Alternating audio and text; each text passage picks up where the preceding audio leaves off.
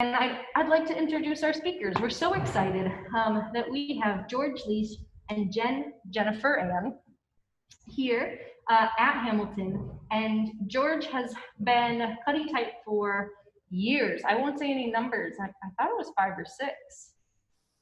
Yeah,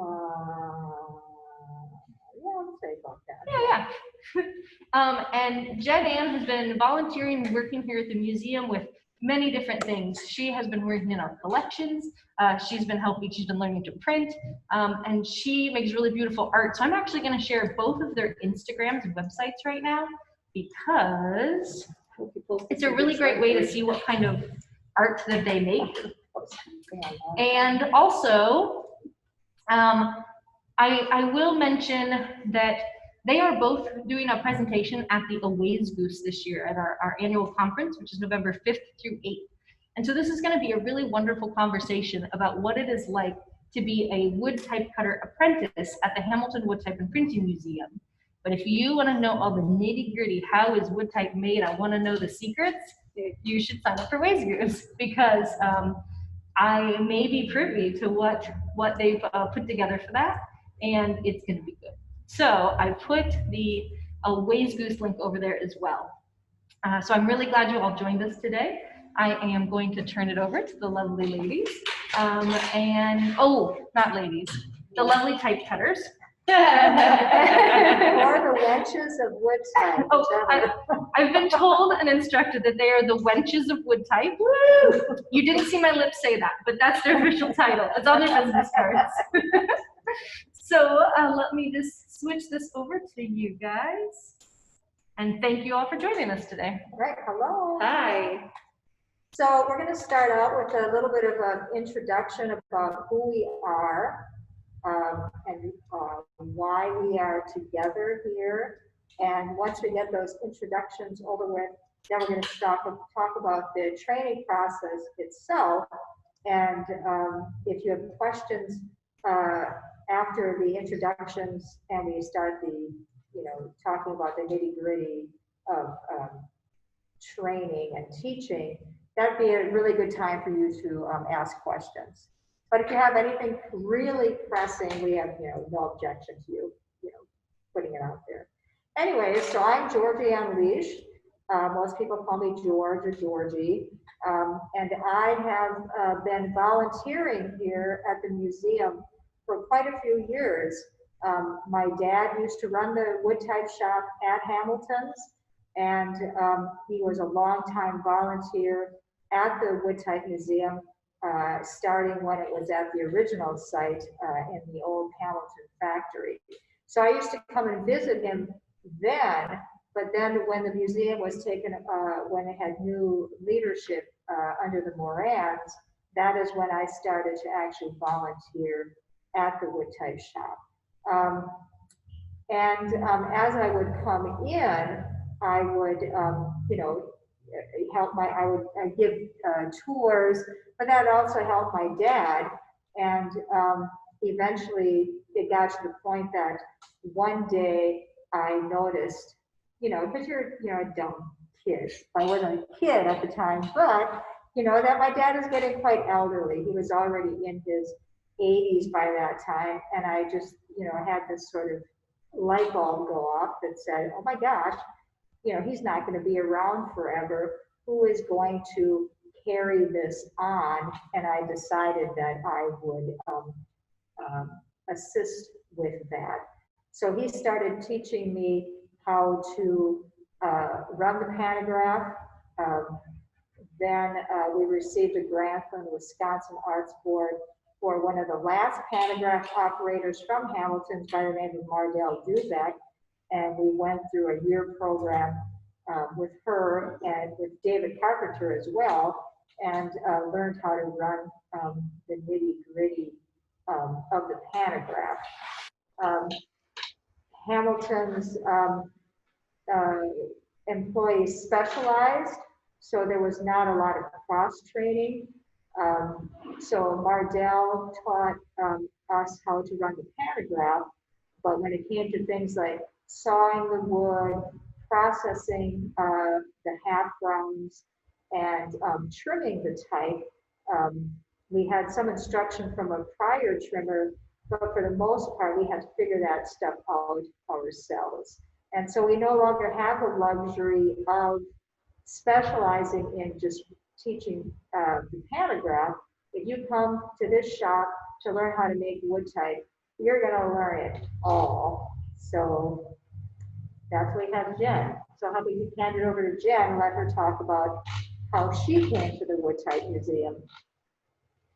So I am Jen Anne. My pathway to Hamilton, I was aware that I had visited it a few times over the years when I lived in Madison.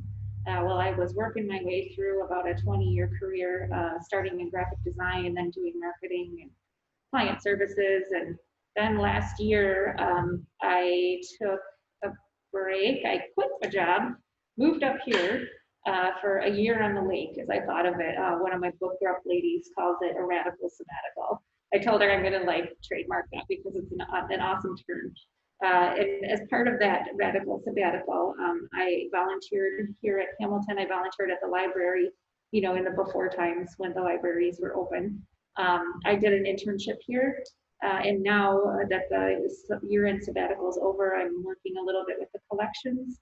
I've done some grant writing with Hamilton, and along the way, last fall, after the Ways Blues panel with George and Mardell and Tracy Hahn, I kind of started to I started to talk to you, George, and to Jim about, who's learning type cutting now, and, what's it like to cut type, and I'm really interested in that part of type, which I'm trained as a sculptor, so it's like the intersection of 3D, if you will, and 2D.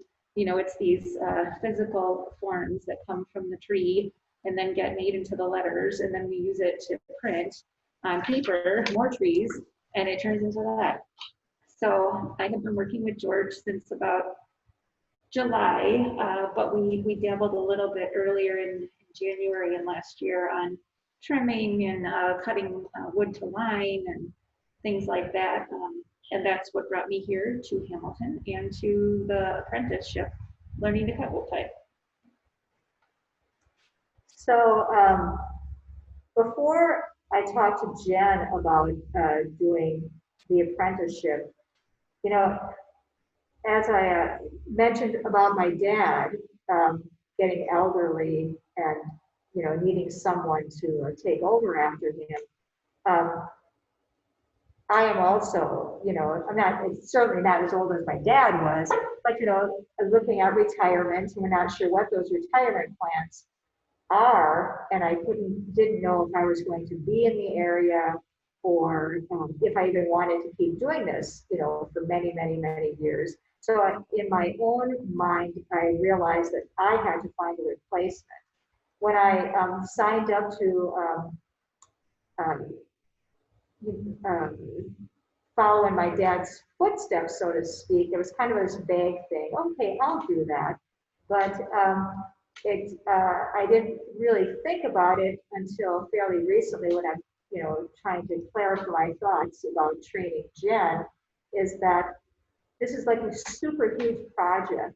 It's not just about learning how to run the pantograph. It's about preserving this craft in its entirety and keeping the art of wood type, of Hamilton wood type itself, alive and well, and keeping it alive and well for the city of Two Rivers as well. So and keeping it going at the museum, because I realized that if I didn't do this, it wouldn't be here.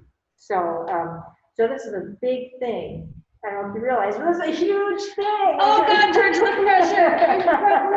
I'm crumbling. So anyways, as I was thinking about this, or thinking about, oh my God, I need to find a successor, there were a couple of people that we had in mind who were very interested. Unfortunately, they didn't live in the area, or they couldn't give a long-term commitment to be here. And as Jen already knows, it's going to take a long time to learn this process.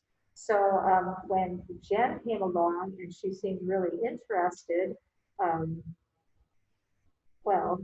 I don't know what I was gonna say. I thought, all right, maybe I got a live one here. But so we talked. We talked extensively about it. Are you going to be here in the long term? I mean, how excited are you? Because as obviously as you can see, our aprons are very dirty and this is a very dusty job, and your fingernails will look like crap, and it's going to be a whole new skill set. It's going to be you're learning something you never thought you would learn before, and she seemed game. So what we did was, so I thought, okay, if you're interested, what do you think about doing an internship? And she agreed to do that. So what we did was we applied for a grant with Wisconsin Arts Board, and along with, are they still with the National Endowment for the Arts? So along with the National Endowment for the Arts, and they accepted us that I would be the teacher, and I would be the master classman, and Jen would be the trainee. And we would spend the next year teaching her how to not just run the pantograph, but to do everything, which is a very tall order. Not that I'm going to be leaving after the year, especially on your own, but still, it's going to be a lot to learn. And we are halfway. Are we halfway through? No, we're only 4 months through right now, because we started in the beginning of July. Yeah, beginning of July. So I think it's kind of interesting, George, that you were in the position that I'm in now. Like, you were learning from Mardell back then when you had an apprenticeship, and now you're teaching me. And, I know there's a lot of letterpress people who are also educators, and you all know I have taught too, although not in a formal situation, but knowing how to do something is totally different than explaining it to someone else. So I wonder, how has that experience been for you? We were talking earlier today when we were setting up for this campaign about, unless you've had to do that before, you don't really know what your instructional style or whatever is going to be. I mean, how is it going, like me doing the training? Or? Yeah. Is it ever, like, what I kind of secretly wondered is it ever frustrating that you know this stuff and then you tell it to me and you give it to me in a handout and I still, like, sometimes don't get it? No, I mean, what it is that, I don't know, I haven't found it very frustrating. Oh, that's because good. I'm pretty patient. So, and I guess Lucky for me. What would I guess it's, I have to make sure that I clarify in my mind what it is that I want you to learn. Sure. And realize that as we are learning, I mean, it's gonna be a matter of doing it over and over and over again. And, just hoping that each time you do it over again, you will get better. Sure. Because actually at Hamilton's, I believe what they did was they would hire someone and they would train them, and they would just let them cut, and they would just get better over time. Sure. And I think that's what we're aiming for. Still have all 10 fingers.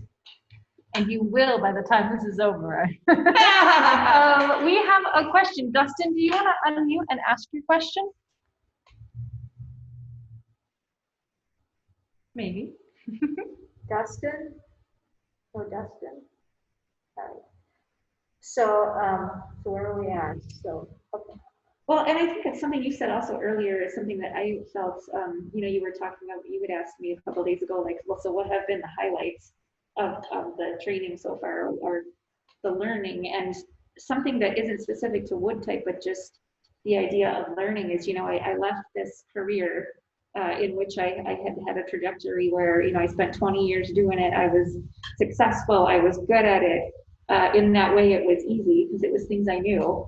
and then I came and I was an intern at the age of 50 at Hamilton, learning some new things. And now I'm learning the wood type cutting, it has a lot of little pieces. And in that way it is complex because each piece is important. And I think it's kind of cool that both you and I, in what would be a non-traditional part of our age, not like early 20s when you're expecting to go to school and be learning things, that we picked up something brand new and complex. And one thing I enjoy about you as a type cutter and an instructor is that you're always researching things and knowing that, not only is learning a continuing process, but it's a conversation. Like I'll ask her a question about shellac or, with the depth, is there a standard to the depth of which type is cut from the surface of the 0.918?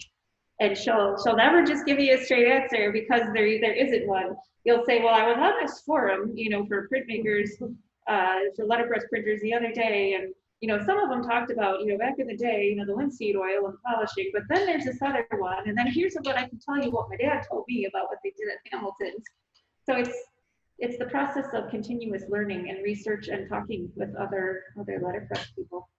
There is just so much to learn, and it's as I'm explaining it to you, other things come to mind, but I'm also listening to what, like you said, going on forums, listening to other people's conversations and trying to incorporate that into what we are doing.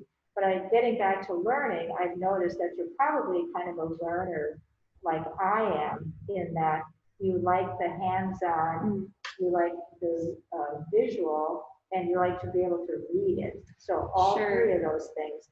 So sometimes when I go home at the end of the day, what I will do is I will like basic instructions on setting up the pantograph for a new job right there, so that you have some guide, because trying to remember all those steps when you're first starting is very, very difficult. So I think it helps a great deal.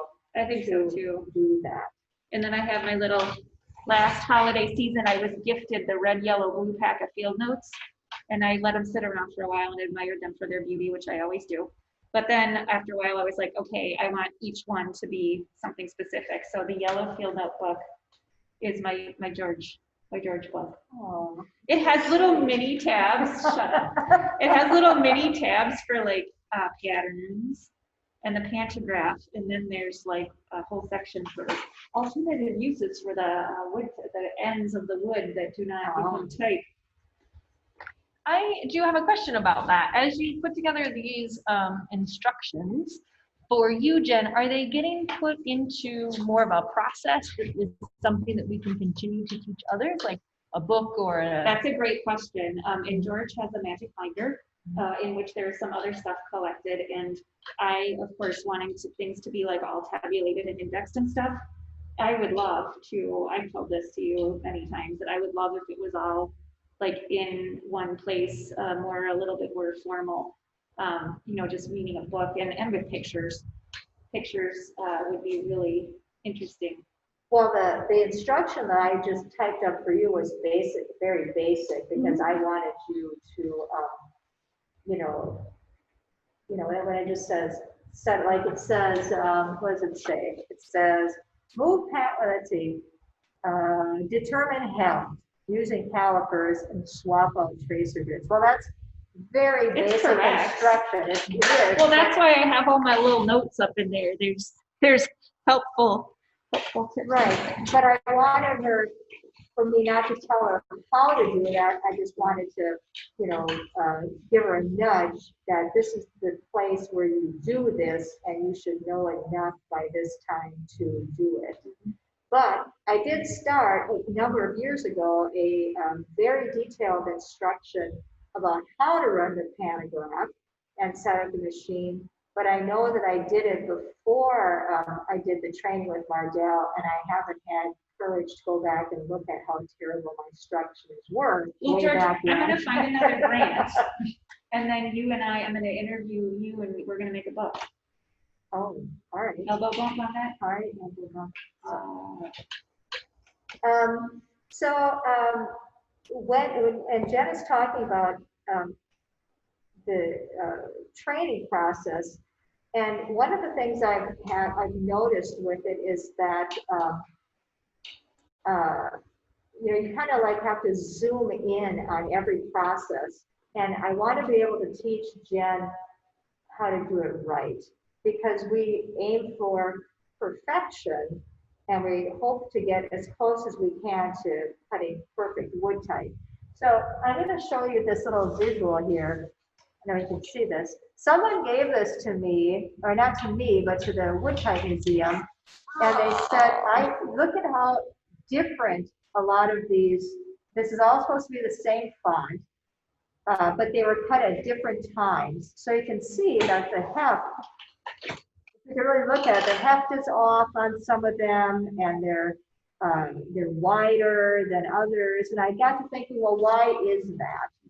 And so if you think about Hamiton's, the employees,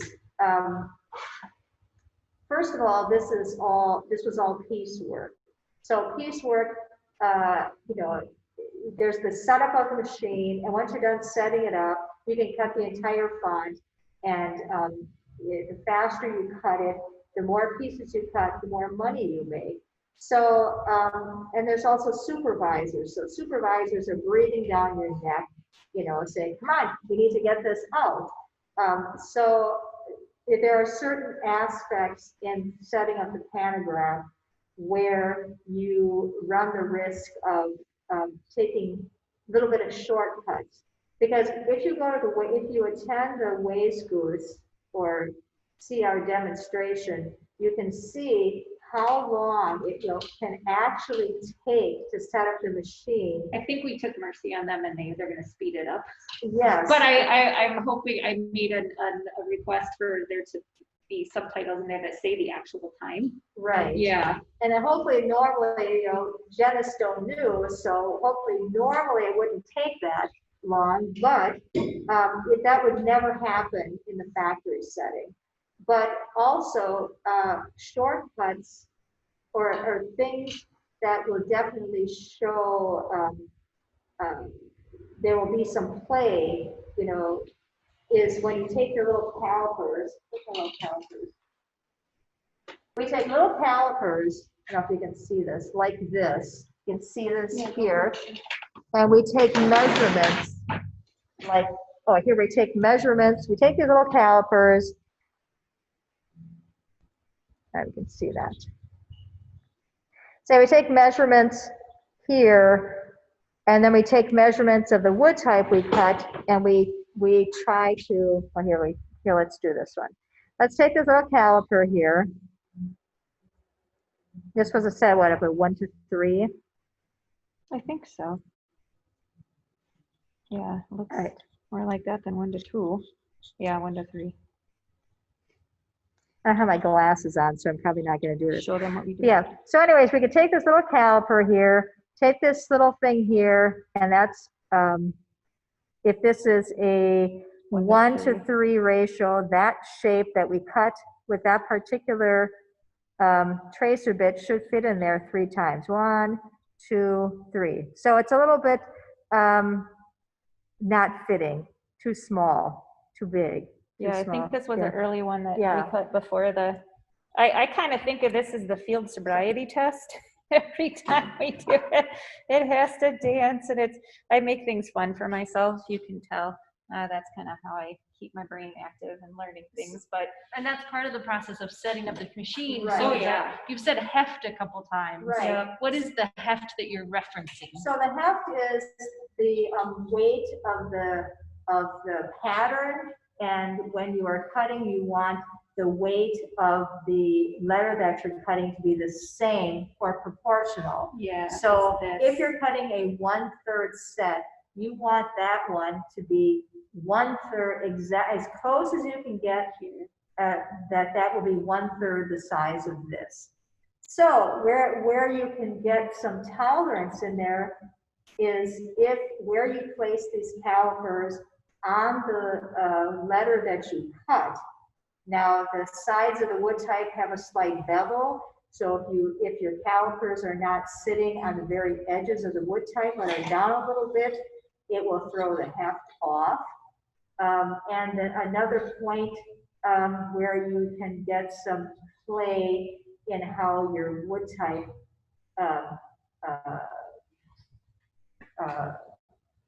is off is in your selection of tracer bits. Oh, And sure. tracer bits are these little things right here. They are the things that actually trace this letter right here. So we have a whole box of them. You can hear them. Yeah, do this right here. We have a whole box of varying sizes of tracer bits. You can see very narrow ones on the ends for tight spaces. We have super wide ones, like right here. This is probably for a large piece of type. I just got a different pattern to show how Right. the spaces within the letter form would demand a different thickness of tracer bit. Right. So what happens with that is that we are, that's what we have. That's what you use to get to your heft. But if you're doing your measurements and you are right in between, either one tracer bit is too big and another tracer bit is too small, and you don't have one that's right in the middle there, then you have to make a choice. Are you going to go a little bit bigger, or are you going to get a little bit smaller? Or you're gonna go home. Go big or go home. No, you can't go home. Okay, You have to that finish is the not a job. choice. I Going will do home that. is not a choice. Okay. So that's where your heft can, vary from person to person depending upon who you cut. I know that sounds all very technical, but what I'm trying to say is that those human human choices and that subjectivity there can actually make your font a little bit different from cutting to cutting, because we don't have any standardized equipment here. Our router bits are all ground by us here, and And the tracer bits are historic, right? the tracer Like bits they are came with historic. Hamilton. They- That was one of the things that, not just in the wood type apprenticeship, but generally with Hamilton, I think is so fascinating, is like the intersection of history / museum and, contemporary / like it's a working museum. It's a printing museum. So, here we are trying to cut these standardized things for people who are wanting to use them right now to make prints, but we're using some equipment like the pantograph. I mean, I don't know how old that thing is, but the pantograph and the patterns and even the maple rounds, you were looking at a pattern this morning and you said, well, this is a newer pattern.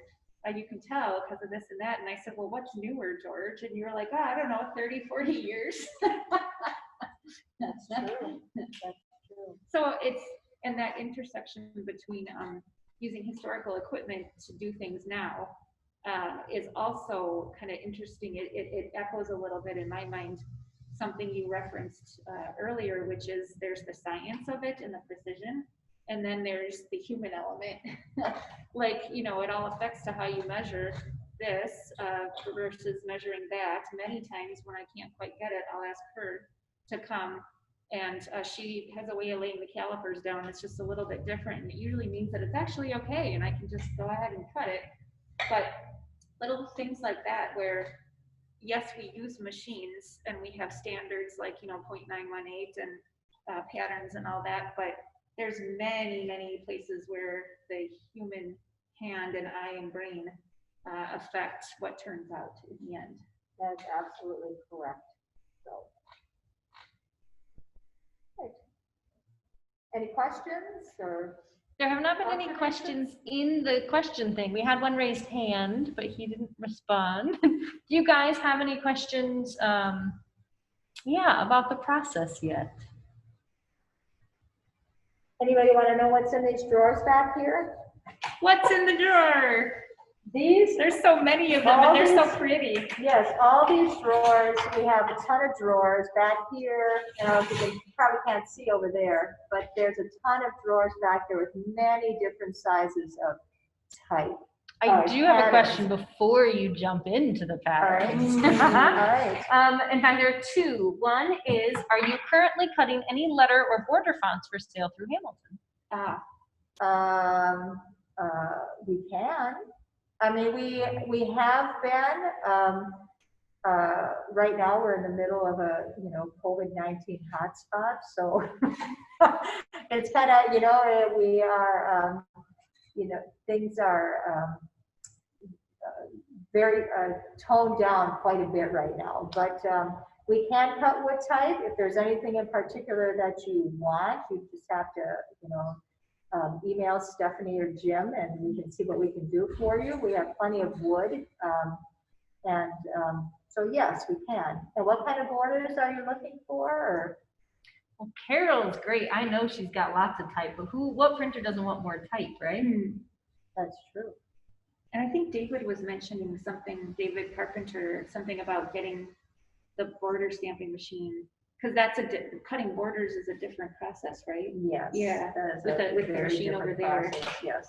So Daniel Schneider was the one who was cutting wood type or borders for us, and he used to come down and make a bunch of borders because he did his industrial archaeology degree, his thesis degree on that machine, and so he would come and cut them because he lives up in the UP. COVID has put a stop to that. So, but he has also been training. There are three people, David Carpenter, Shan, one of our volunteers, and Ben, one of our volunteers, have all been training with him to find out how to do that process, because it is important for more than one person to have that knowledge. Well, we are trying to ramp up things we can make in the wood type shop. I mean, we are talking about starting to produce more ornaments and more wood type and borders. So we just have to stay tuned. It's not happening as quickly as we'd like to, but hopefully in the not too distant future, we should be able to produce more. Yeah, so. Yeah. And then a good question to follow that up is, how old is the wood you're using for cutting type? Great question. Some of the last stuff we used. Is it time for my prop now? Yeah, sure. I love this maple. It's so pretty. Look at it. So pretty. Look at how big this tree would have been, man. Okay. Dude, I'm waiting for you to start talking so I stop yammering. You're enjoying I'm yourself. done. Go ahead. Talk about the age of the maple round. We had one pallet left over that was sanded and planed by Hamilton's, and we just finished processing that. So that would probably be, well, let me put it this way. They sold the Hamilton wood type shop in 1985, and the entity they sold it to stopped producing wood type in 1993. So it's going to be in the 30 to 40-year-old range, I think. But I don't know how old the unprocessed pallets of wood are. The stuff that's cut to like 1.5 inches that has not been planed or sanded. And we have quite a few huge pallets of those, and we don't know how long those have been sitting there. So 50 years maybe, 40, 50 years could be. The wood is precious. That's another reason why, I don't know if maybe it has guided the approach of Hamilton woodcutting in the past, but why you wouldn't just cut like a ton of random letters. You would probably see what the need was in the store, because there's only so much historic wood. You don't want to just say, I feel like G's today. I'm going to cut 60 G's or whatever. Unless there was a market for 60 G's. Exactly. If someone wants to buy 60 G's from us, we'd be more than happy to cut up 60 G's for you. G's are usually a lovely individual letter form. I do love a G. I do love a good G. Yeah, sounds like a drink. It does. What would be in it? Anyways. I love it. This got a lot of conversation kind of going in the chat. So if you don't mind, before we peek in some drawers, That sounds rather dirty. Why did you have to say it out loud, George? George is making fun of me because we might peek into some drawers, but I'm okay with it. Can you talk about how you go about getting the wood to 0.918? We Don't. haven't had to do that. We haven't had to do that yet because we're still working on that last pallet of 0.918 wood. But we did send a load of wood to a place in Appleton, which is about an hour and 15 minutes from here.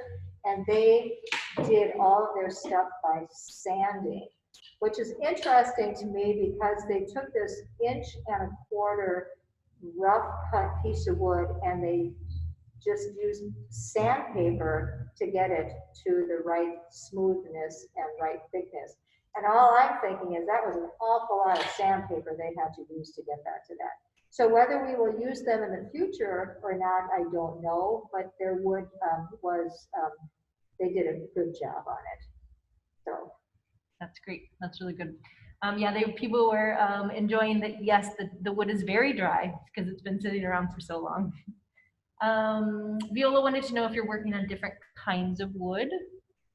No, it's all rock maple, right?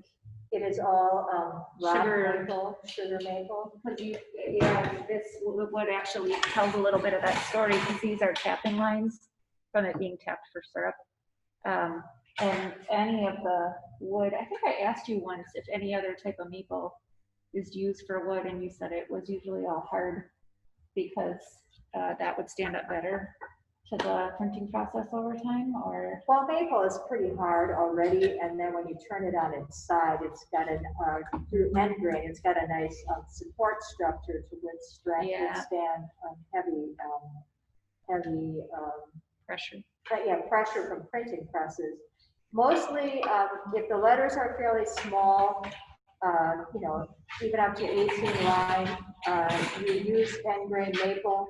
But if you get larger letters, like 40 line letters, we will do what I call side grain or long grain and use the pantograph to cut that out instead. But because of the end grain maple, if you think about the end grain maple and your router going through this way, it cuts really, really smooth. But if you take your long grain and try and cut through it this way, it does a lot of shredding, so there's a lot more cleanup with that. It's not as easy a time to cut that. That's great. A good question from Erin about what you're treating the wood with before you do your cutting, and if there's any treating after. Like we can see that's quite yellow. What's going on to the wood before you cut the letter forms out? All right, Jen, this is you. Because this is Jen because we just spent a good month. Oh yeah, in the hot part of July, we were sweating our booties off with sanding and shellacking. The big door was open. I didn't need to drink at night because the fumes would get me. No, we didn't. Everything was very safe. Everything was safe, but this relates to a question somebody said, or a point somebody made about the wood being dry. Didn't you say while we were shellacking it that you could tell if some of it was drier than others because it just sucked the shellac right up? Yeah, I mean, that seems sweet, but it's very old wood, so it is very dry, so it sucks in pretty good. To get back to Erin's question, what we actually treated the wood with, now let's see, you didn't ask what we did to the wood, but we did the 2 coats of sandpaper. The 220 grit sandpaper and the 600. Yeah, I always just say 2 coats, and you're like, you know the numbers. I wrote it down, George. I just don't remember it off the top of my head. Help it. So we do the 2 coats of sandpaper, and then there is 1 coat of shellac on the back and 2 on the front, and they have to dry in between. And what is the shellac mixed with? Oh, it is mixed with, shellac is mixed with alcohol. Right. That's hence the fumes, Right. Although some people would say I'm that way to start with. But anyway, after we have the 2 coats of shellac and they each dry, then there's fine grade steel wool that we polish that with so that it's, a mirror finish or as smooth as possible. And then they are ready for cutting to line to cut to type. Right. Which there's a perfect question right now from Kevin. Is there a strategy for dividing the rounds to get the maximum number of letters from each? You know, we just, when we saw the wood, it basically, our saw oftentimes guides us because we have a really, really nice, safe saw that's specific for cutting half rounds. And so basically, you know, you make sure you clean off all the crud, you know, the splinters and stuff, or burrs, I guess they call them that are here. And then we just start, because it's such an odd shape, we start squaring it off. We take it off this way here, turn it there, so there's a nice straight line here, take off a part here, take off a part here, and then, I don't think we have take part there, maybe. And then start cutting that into smaller pieces. So we try to get as much wood off of this as we can. Like if we ended up having to straighten this out, like up to here, we'd probably keep that piece and cut smaller pieces out of it. None of our stuff, we try not to throw out much stuff, because even a small piece like this, we can cut 4 line, 3 line, 5 line, 6 line. Yeah. Like there's a whole rack full of the 6 line in between me and George, and some of this might be left over from, you know, when we're cutting a bigger 12 line or something, and you know, this is in the middle left over. That's another thing I like about that I resonate with George, is that just, you know, you appreciate and value the wood, and so you're always like, you know, don't leave stuff on the surface, on the print surface. Make sure you put the slips of paper in between, lay it down, and the wood is precious, and like nothing, it's very precious. We value it. It does not get discarded easily. And it's not cheap. True. If you have to cut maple trees down today, it'd be quite expensive. Yeah. Well, that's a reason Hamilton's could enter the wood type making market too, back in the late 1800s, early 1900s, because maple trees were very, very common in this area. So they had access to a lot of trees to cut down. That was wonderful. That was like rapid fire questions. You guys were there for it. Nice. It is 12:47, so I think it's perfect time to peek into a Oh. drawer. How many So like I drawers said- they go up to the 400s, right? The number of drawers with patterns of type? Yeah, do they actually start at 1 though? I don't remember. I do not know, but my point was there are a lot of drawers, There and are that's a a lot lot of of drawers. exciting possibility. So I will be perfectly honest, we sort of looked which drawer we wanted to You show didn't have to tell, you could totally make it up and I figure am a good Catholic girl. Oh, all right, That's all right. how, I have to be honest. Okay, we're gonna pull out this one right here. So this drawer, 218. there's actually 2 fonts in here. We have or 2 patterns. We have that's a tough style Gothic. And so this one is actually cut almost type high, so they actually cut it Oh yeah, that's weird. from a Usually bigger- they're skinnier. So you can actually take your larger type that you have and use it. Obviously, you can use it as pattern. So here is something that we needed. Look, it's cut on the back of printing. Oh, that's Wood. interesting. Huh. You know why it is? Because why? you want the rough edge right there. I never Sure. saw that before. Huh. Oh, interesting. See, Even that's what I I'm mean. She's learning always something. learning stuff. So this one here, we have a really wonderful volunteer here called Rainer, and he took photos of and documented all the contents of our pattern drawers, and he compared them to our master pattern book. So this particular style does not have a name, but it's a 36-line pattern. That G is gorgeous. Yeah, that G. So if anybody has any idea of what that's called,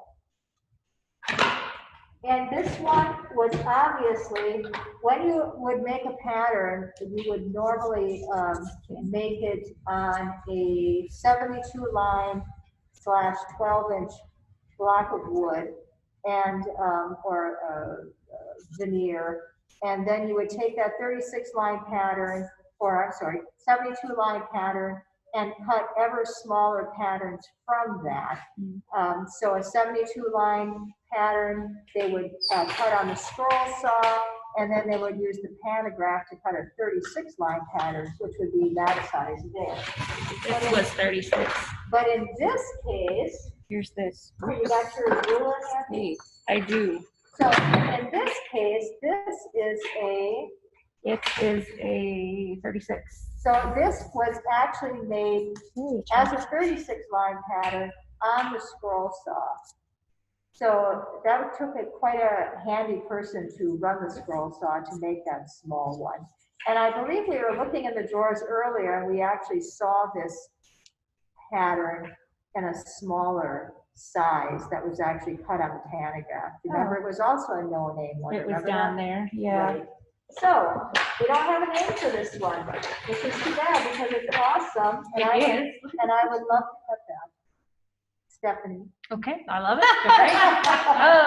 I was read a dreaming question. of pattern sizes because you kind of mentioned it, and I want to make sure I didn't miss it. Because there are, like, when I first started to learn about wood type cutting, I do not do it, mind you, but I'm near you guys, and I was always curious, like, you know, for wood type, there's often certain sizes of type. They wouldn't cut it, like, you don't often come across an 11 line or 11 pica tall type. Is that also true in patterns, that there are That's a great kind of question. some specific sizes that patterns are often cut in? I would say that, yes. I mean, we have a whole chart here, this chart right here. And let's see. They have pattern sizes 6, 8, 6, 8, 9, 10, 12. And there's not as many in 24 as I would have thought. Yeah. But 1, 2, 3, 6. How heavy is that? I can look it up and bring it right in. All right. So anyways, there are certain set sizes that we have for patterns, but each pattern you can do quite a bit with, like a 25 line. I mean, there's a little bit more complicated in terms of measuring, but you can cut any in one pattern. Let's see. You can cut generally anywhere between a 1/3 and a 1/2. So a 36 line pattern, you would be able to cut an 18 line piece of type or a 12 line piece of type, and quite a few sizes in between that 12 and 18 line size. If you had to pick like one size that the majority of the patterns fall into, what size would that be? It seems to me like I've seen a lot of 18 and 36. I would say that's true. The bigger, I mean, at least recently, the bigger sizes. But And the patterns usually don't go small because you're always scaling down from pattern to type, right? well, an 8-line pattern can cut a 3-line piece of type and a 4-line piece of type.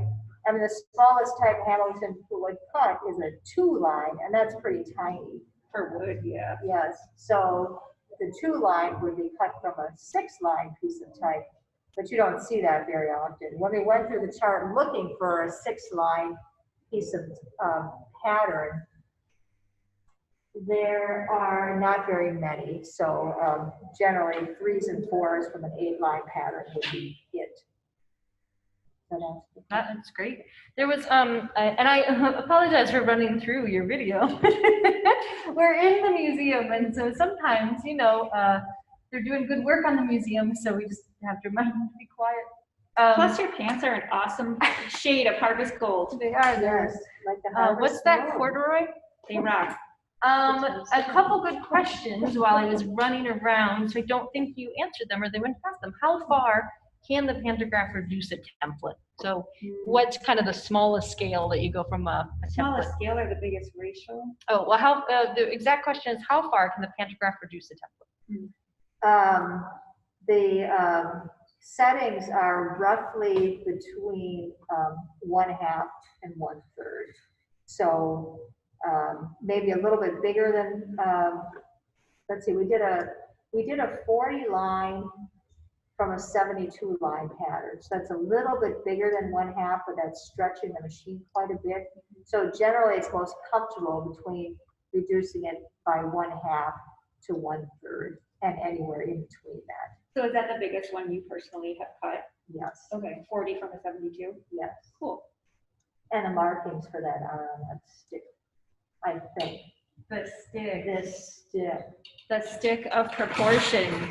It does not, it may not look like much, but this is like the Bible when it comes to adjusting the pantograph to get all that heft and proportion stuff that we talked about earlier. Yeah, it totally doesn't look like much. Sorry, you guys. It does not present very well on I know it video, doesn't, but it's just a stick. no, it's the stick. Like, honestly, I don't know what would happen if it got lost. That is true, because on the stick, there is a big long arm on the pantograph, and this tells you where to move that arm. So here I have some markings like a 15-line piece of type cut from a 24-line pattern. Here's an 8-line piece of type cut from an 18-line pattern. And so to have to, find these settings without this stick would be pretty near impossible. Pretty near. Yep. I think there's one And last it's a bunch of good question. pointers with Andy. Ooh. You get to learn how to make wood type, and you get to learn how to make wood type. You're like the Oprah of wood type. I don't know. Everyone gets to learn. Yeah. The Oprah of wood type, that's interesting. Your brain could just chew on that for a while. Mine will be. Ray asked a really good last question because we're getting up to our time. It flew by. Is there any logic in cutting a number of letters at one time and then cutting them apart? So when you cut on a Sure. piece, are you cutting one letter or multiple letters? And I know there's some. Well, Over to your right, Yeah. I think there's some Okay, little here you ones. go. Yeah. So, you can show that. And the littles We have like only 3 on a line. do- What? Well, remember when I did it, you let me pick out my No, own there's word and then you're never- like, what the heck is There's that no- spell? There's no 3 on. Oh, I just thought there was It just 3. looks like one. They're just little. We do, It's usually 2. if we can fit, we can do 2 on a block, and then we cut those Because 2 it's, apart. yeah, it's kind Yeah, of too and then hard to. that middle part can be saved, to be used for, something else. But I So think I that's asked the you this most. once too, like, why would we not cut 3 on a block? Is it just the settings of the? Well, because when you set up when you are cutting these apart, when you are cutting these apart, you can set up your saw just the right length to cut off where this is. And then once you have that saw set up, you can turn around and cut all the ampersands or all this letter at the same time. But if you're cutting one in the center, that means you're going to have to set it on the right side and on the left side, which means you're going to be changing your saw. And So- yep, that's pretty sacrosanct. You don't change it once it's done. And that is true with the pantograph. Yeah. Once you get it set up, you can't change anything on it. So, Set it and don't forget it. yes.